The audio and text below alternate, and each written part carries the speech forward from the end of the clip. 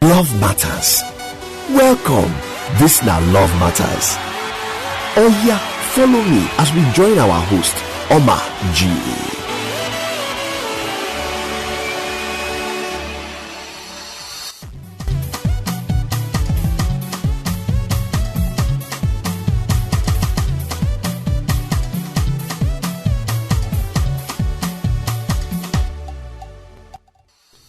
Hello, welcome. This is another exciting episode of Love Matters radio show where we talk about everything relationship and to see how we're going to take our relationship forward.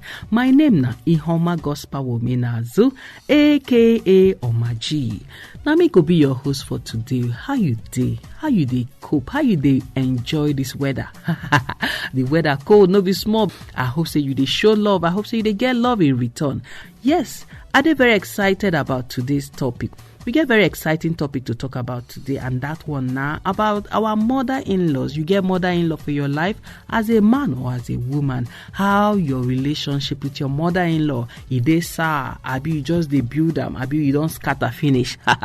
Make we pay attention to today's topic because me I get plenty things to talk about this topic today. I get plenty things to talk about this topic today because I don't hear so many things, some people they say different things about their mother-in-law and daughter-in-law, or mother-in-law and son-in-law relationship. Don't forget, say if you join this conversation on our social media page at Love Matters NG on Facebook, I did there Gidiba. Send me message. Make I hear what you get to talk about some of the topics that we don't discuss. And even this topic we will discuss today, yes. I want to hear your opinion. Send me a message. I will reply you ASAP. Yes, so make we go buy quick market, come back. When we return, we're going to go more into this topic. Don't go anywhere. You dey listen to Love Matters radio show. You dey listen to Love Matters radio show. Welcome back. If you just join us, this is now Love Matters radio show where we talk about everything relationship and to see how we're going to take our relationship forward. Before we go break, we've been talking today. So we're going to talk about our mother-in-law and daughter-in-law or son-in-law relationship. Why would they always clash with our mother-in-laws? As a man, we marry wife. Why you always clash with your mother-in-law? Or as a woman, we marry husband. Why you be say you always get issues? For some of us, they get issues with mother-in-laws. Why they always be like that? So today, I want make we discuss this issue today. I want give you my own opinion. Waiting, I think about this mother-in-law issue. If you take if you say my own day different, or maybe I never see some mother-in-laws, but me I know say everything will get problem. Every problem gets solution. Now that from that angle, I mean they come like this because I know say every problem with this life or with this solution day. There is always a solution to every problem. So now make we look into this matter today. Why we always get problem with our mother-in-laws? Why be say once you marry, you see your man or you see your woman, you like this girl, man, you just marry her, family support you, you marry her. Once you now marry, come be like say as the man you they clash with your mother-in-law, or as a woman you see this fine bobo where you like, man, this guy now your spec from A to Z, you don't sign your life, sign you everything where you get your money, give the man, say you I go marry you, on a two come marry, then the problem way on a two no call they get problem. Where problem one from come into the relationship now true mother-in-law. Why they always be like that? Yes. Remember, say if you join this conversation on our social media page at Love Matters NG, make we hear what you get to talk. Or you be mother-in-law and you get idea why you want to tell us why you feel say you mother-in-laws they always get issues with their daughter-in-law. Send me a message. I would like to hear because me I never be mother-in-law yet. So maybe if you get your own opinion, if you get an opinion or your own idea why you be say mother-in-laws they always get issues with their daughter-in-laws. Me I they speak from the point of a daughter-in-law and a prospective mother-in-law because definitely I will be mother-in-law in the future. So I don't already think for my mind how I go act as a mother-in-law, the kind of role when I go play as a mother-in-law, even though say I never reached there. That's what me I did do my own. So today, how we want to build this better relationship, because everything about this mother-in-law and daughter-in-law, mother-in-law and son-in-law and wahala we dey always hear about. Now about relationship. So as a daughter-in-law, as a son-in-law, how you want take, or you never marry, you dey plan say, God, I beg you, I no want experience wetin I dey hear, from other people, how mother-in-laws they frustrate some marriages, how mother-in-law they frustrate some son-in-laws, how mother-in-law they won't come control their children home, now they won't talk wetin dey happen. They hear different gist. How some people say their mother-in-law now be all of a sudden the mother-in-law don't turn witch, And some people they say truly mother-in-laws, the roles where they play, the standard and they take now to divide the home. But my question come be say, this mother-in-law no divide the home when on a two won't marry. When you won't marry the daughter, or when the daughter won't marry you. How it come be say now then go one divide on a two. Shey they see, it no make sense. Because when you won't marry, they support you, mother-in-law support you. When you they come, I won't marry your daughter, I see beautiful flower, or I go marry your son. They ask you, you don't agree to marry your son. Will you be obedient? Will you support our son? You say yes. So with your full chest, you agree. So all of a sudden, mother-in-law don't turn witch. Wetin they bring her? I get some ideas. You feel agree, if you no agree, but if you no agree, let me know. Send me message at the Facebook now. I go read, I go respond to you. If you no agree, tell me why you no agree. Send me message at ihoma omenazu, ihoma gospel omenazu at facebook.com. Ihoma is spelled IHUOMA. Ihoma, God's power. Omenazu. Omenazu is spelled OMENAZU. Send me message on Facebook, or still you fit send me message at Love Matters NG. Love Matters, the matters get Z for back. Send me message, make I hear whether you agree or you no agree. I go respond to you. Just send the message now, you go get your response. So I get ideas. Me, I know say everything about this mother-in-law and daughter-in-law and son-in-law wahala. Now all about building relationship. Everything about this life now relationship. Now how you build a relationship now it matters. How you build a relationship now it matters. So what be the steps if you be newlywed or you don't already marry and you define a hard to build to create that better relationship where you desire? Because all of us before we marry, we've been the paid picture of his family will be my family, his mother will now be like my mother, I will love the mother, and all of a sudden it's not going to be like that. So make we retrace our steps. We miss them somewhere. Now so me I feel. So waiting be the steps when I feel say as a daughter-in-law or as a son-in-law you feel take to make sure say you create that good relationship, that loving, enjoyable relationship with your mother-in-law. The number one step to building a good, formidable relationship. You won't get better relationship with your mother-in-law. The number one step to take now to create boundaries early on. The boundaries where you go create now when on a the plan to marry, even before now marry, the boundary don't did there. Don't say, he's my mother-in-law now, I can tell her anything. He's my wife's mom, I can tell her anything. She's like a mother to me. She's so nice, uncle. Early on in the relationship, make you create the boundaries, make you draw the line. Because see, why most men they get issues with their mother-in-laws, their wife's mom, now be say from the early time when they begin to date the woman's daughter or begin to get married to marry, they are coming from a good point to then take the woman as their mother. You cannot take let me rephrase. You can take your mother-in-law as your mother, but no say the way your biological mother go handle certain issues, go handle certain situations, go they different from the way your mother-in-law go handle certain issues. So when you don't enter a family, when you enter a relationship with the woman's daughter or the woman's son, make you know say the relationship between our two, una go they grow. una go dey grow the relationship. E no dey happen automatically, because there are some things you as a man or as a woman wey dey married to this mother-in-law's child go do, wey when you do am where your own mama dey, she go overlook am. And make you remember say mothers are very, very protective of their children, and before dem go trust you, you go don prove yourself over and over and over and over and over again. Say everything wey you dey do that for the interest of their child, whether man or woman. Now you go build that trust. You go earn that trust, whether for marital relationship or where it concern your mother-in-law. Now, so they talk about this one now. Nobody they just trust you. Now you go make, if a man carry you come as a lady, come show him mama, say see mama, see who I want marry you. Mama go say, you dey sure?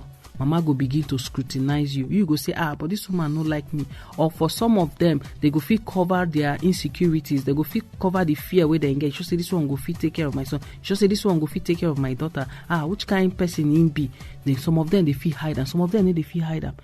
You know, they fit pretend at the beginning. Now we go hear people say, when you and your wife they get issue, or when you and your husband they get issue, the best person to go report to no be mother-in-law.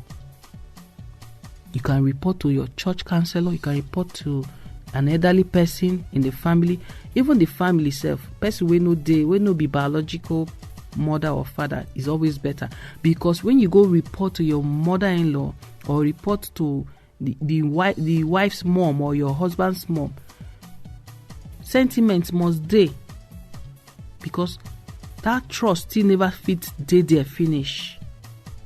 You get? So early on, as you dey enter the relationship, it good make you create boundaries. This boundary now, you and your wife go agree. When it comes to issues, if we get issues, we no go carry and go mother-in-law. You and your husband go agree. Say, when it comes to family issues, me and you must stay in the same place. Even if you no agree with me on certain things, me and you go talk about them inside the house. But whenever we confront, we go present them as one opinion. No be this person dey on this side, the other person dey on the other side.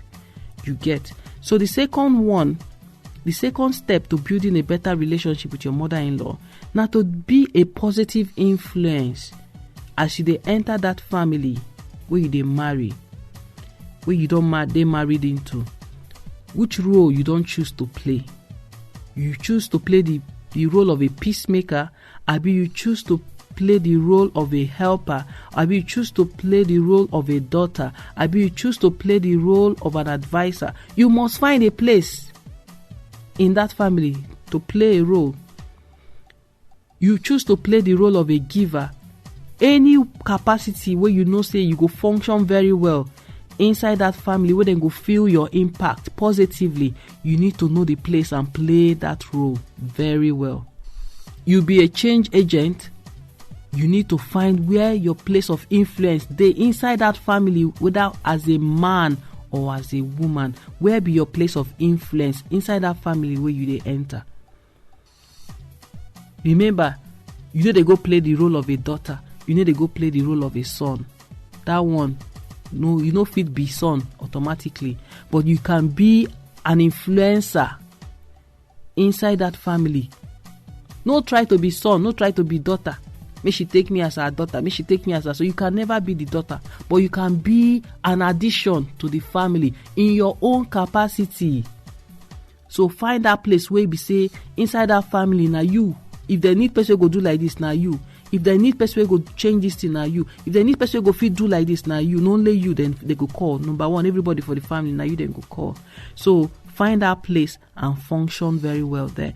The relationship between you and your mother-in-law go dey good, or your father-in-law, your in-laws at general go dey good. So wetin be the third one? The third one na to know that your mother-in-law, mothers generally, whether your wife's mother or your husband's mother, are natural caregivers. Wetin that one mean?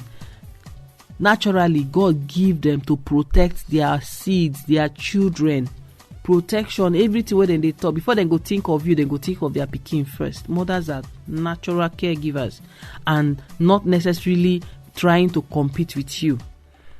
Most women, wives, believe say mama they can't compete with me. She won't come control my home. Now she won't come talk wetin go happen for my home. Number one, if you set boundaries, mama no go come control. If una two play together, agree together, work together, decide together, set the boundary, mama no go see space to come control. She go know say, you see these two people, then they work together. Their two head dey together. Then they decide together. So most times when mama as an adult or as a mother, they see say gap there on her two, be like say them two no dey two agree. Oh, she go wan come dey help her pikin. So when she dey wan feel say she wan come help her pikin, and she don dey help her pikin since when the pikin dey small, whether boy or girl, as a girl or as a man, you been this one, your mama they help you, they advise you. Now that same advice she no go want she see you fall astray. She go feel say, this person they can't influence my pikin, or they can't distract my pikin, make her help my pikin. But when she sees on her two, they work together on a sabi which one they do, mama no go see space to come control anything. Now most times when mother-in-laws they control, now where they see space. If the two husband and wife put head together, work together, agree together, decide together, where one stand and the other one stand, space no dey dey for mama. Mama go respect on her space and go advise generally. That one she go want talk on her two day, on her two generally. You know, she go dey that one naturally. You no go even as a wife, you no go even want force yourself to be daughter, or as a husband, you no go even want force yourself to be son. It go just happen naturally, you know, because you know say on her two they work in the best interest of on her two.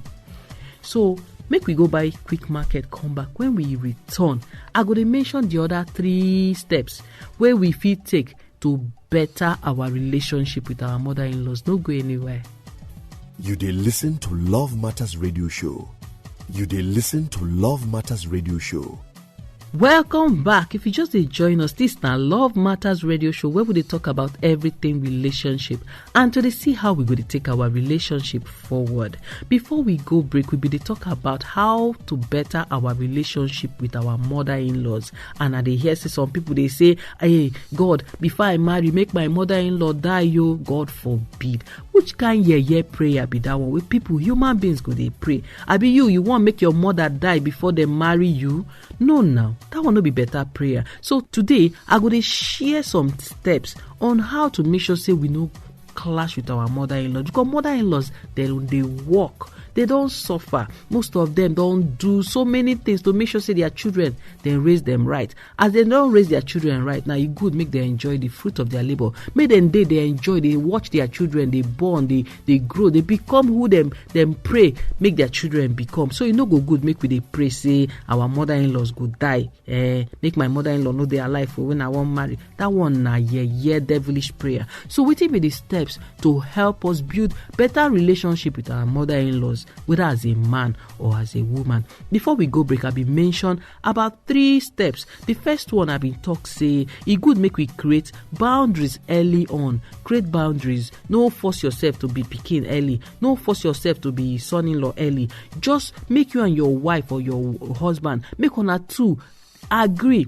Because if una two agree, no person, whether mother-in-law or father-in-law, fit can't spoil on a marriage. Now when una know they agree, now mother-in-law fit won't come take over, come control.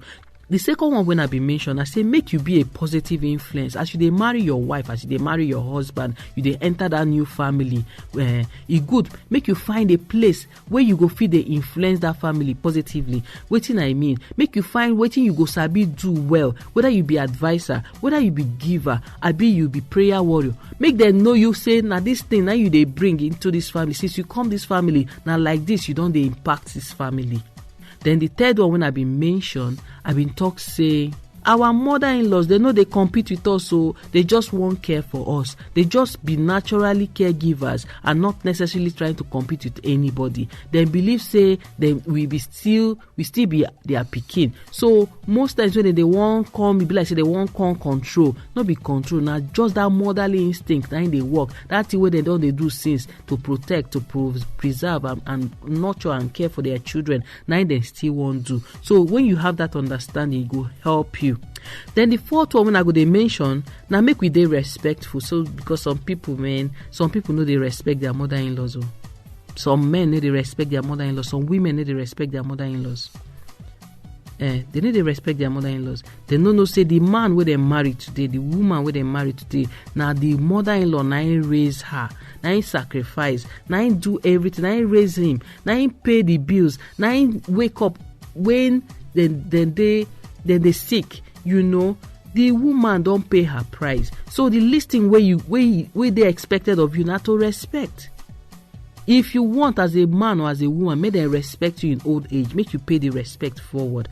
Then the fifth one when I go they mention, now make you know they jealous your mother-in-law. This one especially for our women, our wives. Make we know they jealous mama. Mama don't pay her dues. Mama don't suffer raise that man. You suppose they appreciate mama every day. Mama don't raise that man where you married today. That your knight in shining armor. That your prince charming na person raise him. So when she they come, when your husband won't do something for her, if you don't even remember to do for her, make you be the one to remind your husband. Say you don't call mama, you don't send mama something, you don't do like this. Even if you they do all of this one, because some people go say, they do all of this one, or yet mama need they appreciate. Even if she need they appreciate, keep doing it. Now your own reward, now God will give you. But not be when your husband won't do something for your mother-in-law, or your wife won't do something for your own mama, you go say but we just did like this the other day. Now is it every time mama every time? No, I be you don't want be mama, you don't want be papa-in-law. Make you pay am forward. No dey jealous. Now waiting you sow, now you go reap. Then the last one when I go they mention, now make you know say mama reward. Now all those things where you they do for her, all those things where you they do for her when she dey alive now, because some people then go leave their mama, they no go even care for whether wife mama, whether husband mama, they go just even their own mama, then go leave her. Now when the woman don't suffer die, they go they renovate house, they go they buy casket of 1 million, they go they throw party, they do burial where the woman no even see celebration of life when she dey alive. That one no good. So if you want live long, if you want make God reward you, bless the works of your hands, bless your mother-in-laws, bless your husband mama, bless your wife mama, reward her often. No be every Christmas you go buy one bag of rice. Wetin happen from January to February to November? Wetin you don't do for her? You don't put smile on her face, you don't buy gift, send them surprise gift, send.